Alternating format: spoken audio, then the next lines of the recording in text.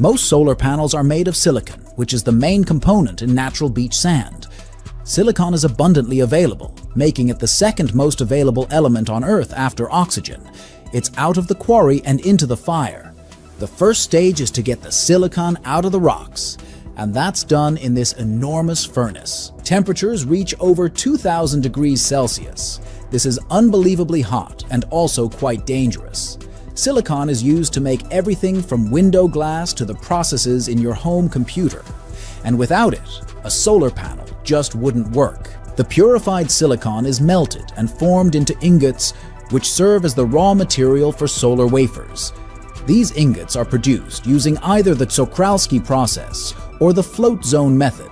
In the Czochralski process, a seed crystal is dipped into molten silicon and slowly withdrawn to create a cylindrical ingot. This block would be far too big to put on your roof, which is where solar panels usually go. The average roof wouldn't support it, so now it needs to be cut down to size. The silicon ingots are sliced into thin wafers using a wire saw, a process that requires precision to minimize material loss.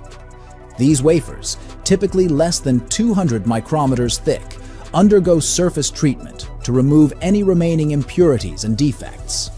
An anti-reflective coating is applied to the front surface of the wafer to enhance light absorption, allowing for greater efficiency in converting sunlight into electricity, and the subsequent drying process ensure optimum surface cleaning. All wafers are then measured by fully automated sensors and cameras, and graded according to their thickness and surface quality. In the next step, each wafer is processed into a solar cell capable of converting sunlight into electricity. Metal conductors, typically made of silver or aluminum, are screen printed onto the wafer to create a grid-like matrix, ensuring uniform distribution of electrical current. The wafer is then treated in a high-temperature furnace, where phosphorus is diffused into the surface to create a negative electrical charge. This, combined with the boron-doped region, forms the essential p-n junction necessary for solar cell operation. Solar panel. After this 6-year class in chemistry and physics, which we did in 3 minutes, we go to the fun part. Assemble. The solar cells are interconnected to form a solar panel, with various configurations available depending on the desired output and application.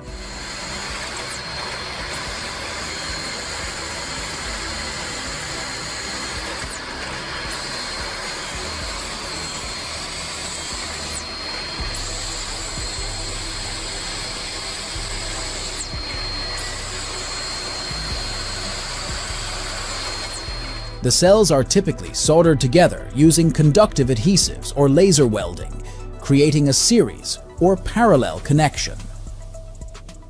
Once interconnected, the cells are encapsulated within a protective layer, typically made of ethylene vinyl acetate, EVA, to ensure durability and weather resistance.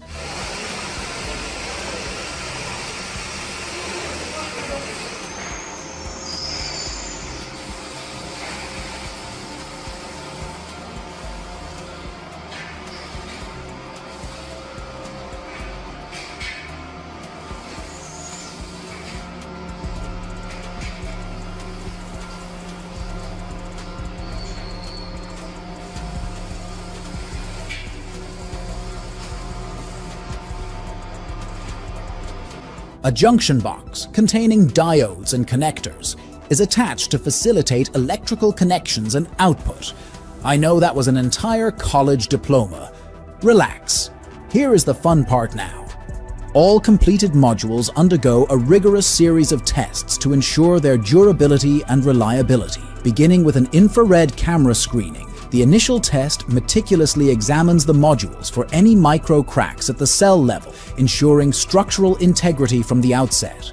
Following this, the modules undergo a flash test to gauge their performance under standard operating conditions. Next, the modules are subjected to a mechanical loading test, simulating harsh environmental conditions such as strong winds, heavy snow loads, and static pressures like ice accumulation. This test measures the module's resilience and ability to withstand extreme weather scenarios. Furthermore, modules undergo impact testing to assess their durability against heavy impacts. ensuring they can endure unforeseen incidents without compromising functionality.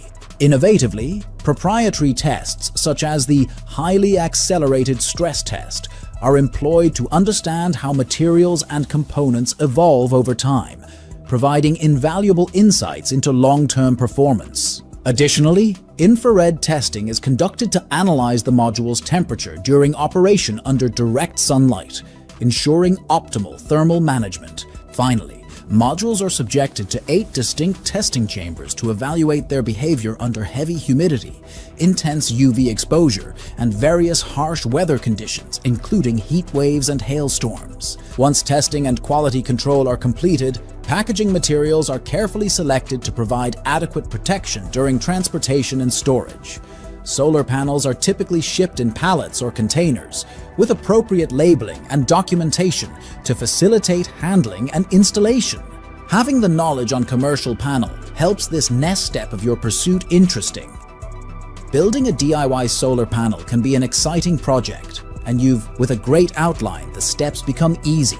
Let's break down each stage further. First, designing the layout. Assessing available space and selecting the appropriate type of solar panel are crucial initial steps. Whether you're opting for monocrystalline or polycrystalline cells, understanding your energy needs and available space helps in determining the layout. Second step is material cutting and workspace setup. Precise cutting of materials and setting up a well-organized workspace with proper lighting and ventilation are essential for safety and efficiency. Adequate airflow facilitates soldering and encapsulation processes later on. There are many ways of acquiring solar cells, mostly from platforms like eBay. Simplify the process. Ensure you select cells with a watt rating that aligns with your energy requirements and available space. The fun begins when it's time for connecting the cells. Soldering cells together to form an array requires attention to detail and proper technique. Techniques like tabbing and stringing help optimize energy production and minimize shading between cells during and after installation.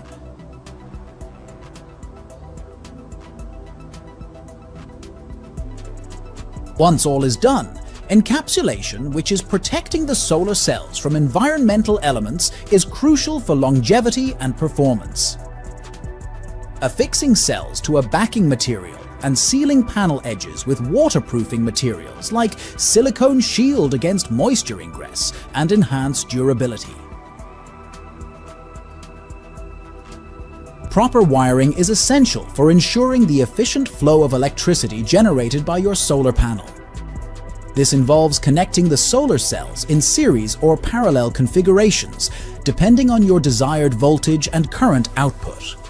Finally, testing should be rigorous. Using equipment like a multimeter allows you to assess the panel's performance under various conditions. This step enables adjustments to optimize efficiency and reliability. The installation and mounting the panel should be secure, and safety should be considered when establishing a wiring connection.